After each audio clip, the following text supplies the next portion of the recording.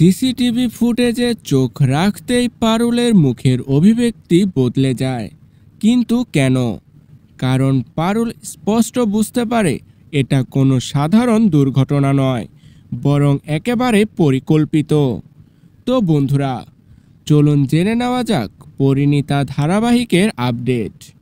পারুল পুলিশকে বলে, আমি তো আগেই বলেছিলাম দুটো গাড়ি একেবারে পাশাপাশি ছিল, আর যেটাকে ব্রেক ফেল করা গাড়ি বলা হচ্ছে সেই গাড়ি কখনোই এভাবে নিজে থেকে প্যানেলে ধাক্কা দিতে পারে না।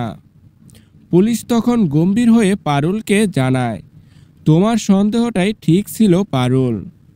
এরপর পারুল বলে, তাহলে একটা কথা বলুন, কেন ওই গাড়িটা অন্য সব গাড়িকে এড়িয়ে শুধু রায়ান আর দাদুর গাড়িটাকেই টার্গেট করলো? ওদের দুজনকেই মারতে চাইলো কেন? পুলিশ তখন বলে, এর মানে সব কিছুই আগে থেকে প্ল্যান করা ছিল। এটা কোনো অ্যাক্সিডেন্ট নয়, এটা তো একেবারে অ্যাটেম্প টু মার্ডার। এই কথা শুনে স্তব্ধ হয়ে যায় রায়ান। তো বন্ধুরা, আপনাদের কি মনে হয় এটার পেছনে কার হাত আছে? নিচে কমেন্টে লিখে জানান।